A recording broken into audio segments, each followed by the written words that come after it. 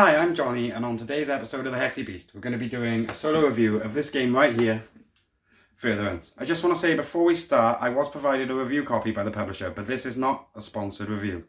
Anyway, let's get it to the table, shall we?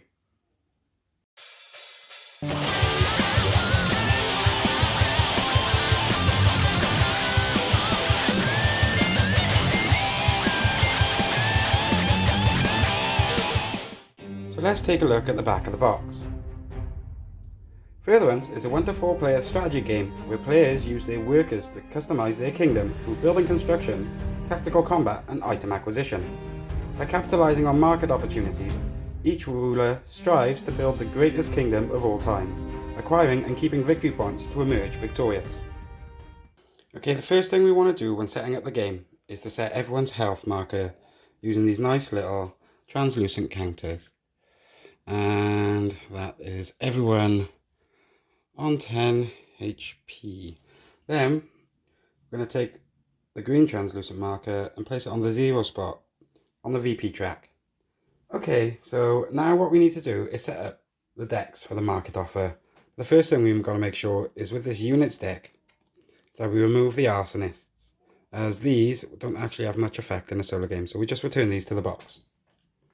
So we have a unit deck, we have our buildings deck, we also have our items deck. So what would work now is that when we start the game, we're going to deal a 3-card offer, and these are going to be the cards we can buy from. So let's do that now. And just like that, our market is set up. So next we need to choose a leader out of these. We're just going to give them a quick mix, and I'm going to take the top one, and for this we're going to go for Fader the Fierce. So we're just going to put him to the side here. We're also going to need 2 workers, as this is how we're going to do our actions throughout the game. And it's always worth putting a player reference card nearby for when we need it. Okay, now we just set the currency tokens aside, the special tokens aside, our health tokens and our buff tokens, our VP tokens, these timer tokens for when we summon. And we also going to have these timer tokens which are going to basically decide how long it's going to take us to build things.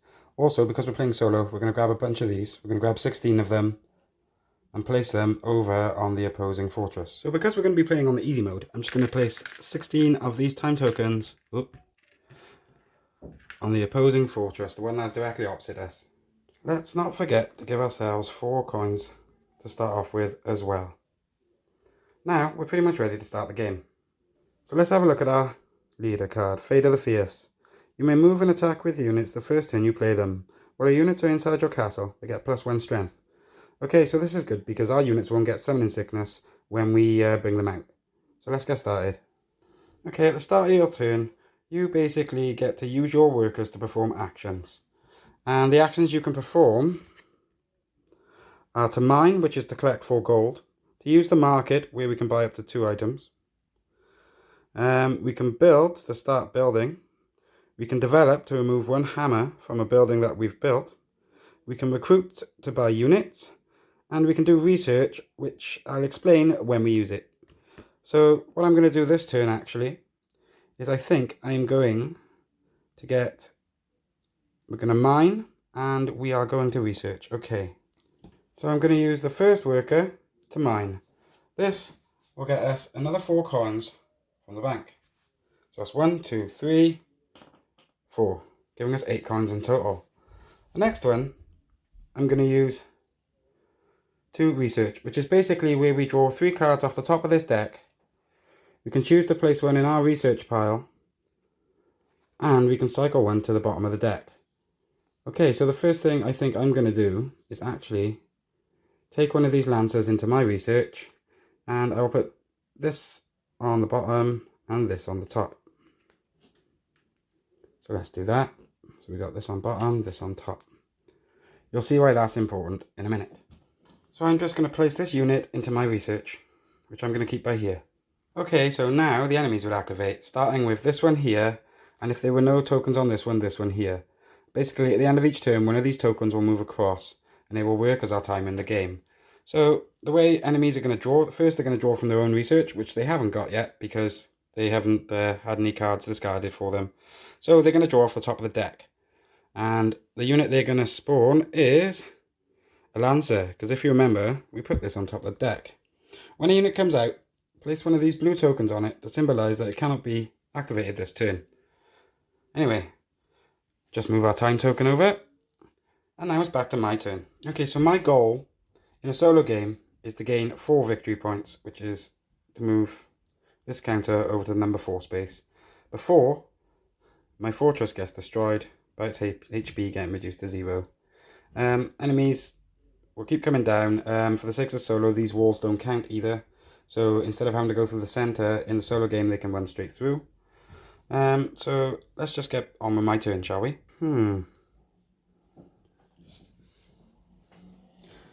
Okay, so with my first worker this turn, I think I'm going to acquire this fighter for, let's have a look. As you can see, when he spawns, he's going to have 2 health, 2 attack, and he only cost me 3. So we're just going to spend these 3 coins to recruit this into our fortress. And when we do that, we're just going to place him down here and put a blue token on him. But in our case, if you remember, Fate of the Fierce, we actually don't get this penalty. So what I'm going to do is I'm going to remove this blue token straight away. Okay, so now we're just going to replenish this deck. I do kind of like the look of this church, and I think I do actually have 5 coins left. So for my second worker, what I'm going to do is I'm going to start building this church. Okay, so whenever we start building a building, first we have to pay its cost. Then in this case it has 3 health, which doesn't really matter in a solo game. And we also means we're going to place 3 of these time tokens on it, these hammer tokens. So we'll play that here. And we'll take 3 hammer tokens and place them on top of the card. Okay, so this means now that we're going to have to take the develop action to remove these before we actually get the reward listed on the card. So now it's activation time. When we activate, we can move twice and we can attack twice. So for my activation, because I haven't got the summoning sickness, I'm just going to move forward twice.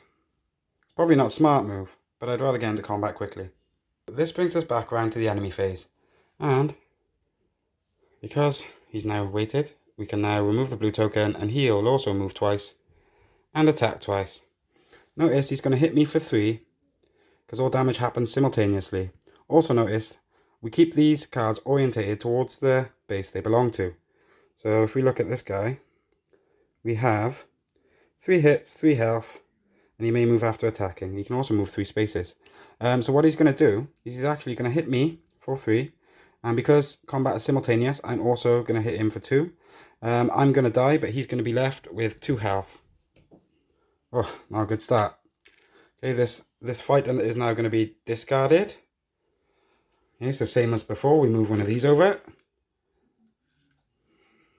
We also need to spawn the top unit off the unit deck because he hasn't got anything in his research. So we're just going to take this warrior card and place another one of these blue summoning sickness tokens on him. So we've got 2 workers, no money, and a church to build. So I think I'm just going to have to take some hits this turn to work on my church. So for my first action, I'm going to take the develop action. Okay, so when we develop, what we're going to do is we're going to take one of these icons off the card, meaning it's 1 step closer to earning our 1 VP. Also, I think we're going to need to mine again as we have no money, so we're going to be left undefended this round. So I'm going to tap this worker and pick up 4 coins again. So it's 1, 2, 3, 4. All our coins in it. Here we go. And now let's see what the enemy's going to do to us. Okay, so first this guy's going to go 1, 2, and he's going to attack twice. But he's going to attack once, and then he's going to get hit with a retaliate, so he's going to die before he gets his second attack. So he's out of here. This will actually go into the enemy's research, which will then be drawn from in the draw phase. So that's 1 down. Then this warrior is going to move 2. And then we're going to spawn this guy that we just killed back here with a blue token on him. Then we're going to move the hammer token. Okay, I think I'm going to use my turn when my first worker spawn this guy. So that's 3 tokens. I'm going to spawn him over there. And then what I'm going to do is I think I will use this other worker to develop my church. Okay, so that's another token of my church and a fighter in that spot by there. Okay, that brings us on to the combat part. I'm going to move twice with my fighter, and because he has 2 attack, I'm going to deal 2 damage to this guy and he's going to deal 3 back, so we're both going to die. So both of these will get discarded. This one's going to go into the enemy research, and this one is going to go into my discard pile. And don't forget, move the hammer again. Oh, starting to get a bit closer now. Once all these run out, enemies will start spawning from this fortress, so we might want to try and get this VP quickly. It seems like money is going to be an issue. So for my first, I'm going to take 4 coins, which will give me one of these 5s. And then for my second action, we are going to recruit this archer. This guy. Because if you look in the text box, they only have 1 attack per turn, but they may attack from 2 spaces away, but they also don't get the counter. Also, let's remember that because of Fate of the Fierce, if she was to fire from inside the castle, she'll get +1 strength, meaning her arrow shots will then do 2 damage. So, this might be a tactic worth following. So I'm just going to spawn her on the board. Okay, so I've placed my archer, and that's going to take us into combat for this round. I'm going to move her 1 to the side and 1 forward, and you'll see why in a minute. And then this Lancer is going to move, and let's not forget, let's read his card a minute. If you look, he may move after attacking, and he may move 3 spaces. So he's going to move 1, 2, 3. As you can see, he's not quite ready to attack me. But he is going to, and he's going to hit me twice and take 2 damage. Now stop. Hammer time. Okay, so I'm just going to use my first worker to gain some more money again, as I do on most turns, because it's kind of what I do. It's the only strategy I seem to be employing lately.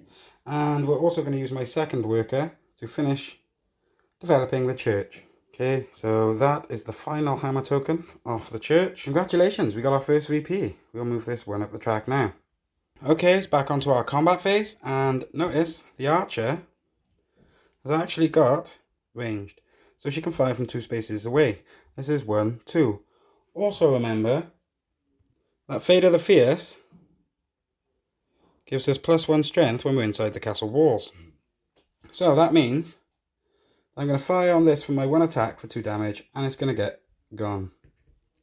I think this turn I might get an item instead. Let's have a look at this sharpener. Oh, we're going to put that token on a unit I control. The unit with the token gets +1 strength.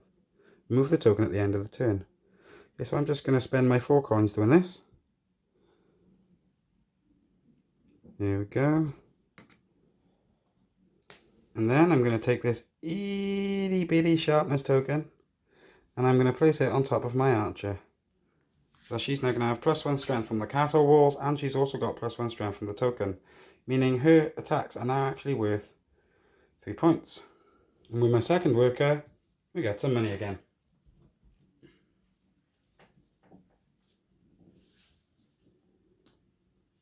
Okay, so what I'm going to do this time is move my archer forward once, and then he's 2 spaces away, so I'm going to fire, which is 3 hits, but I only get to do it once. See, this is actually an interesting strategy, because now the general is going to move 1 space towards us. He would attack my fortress, but I'm going to defend with my archer.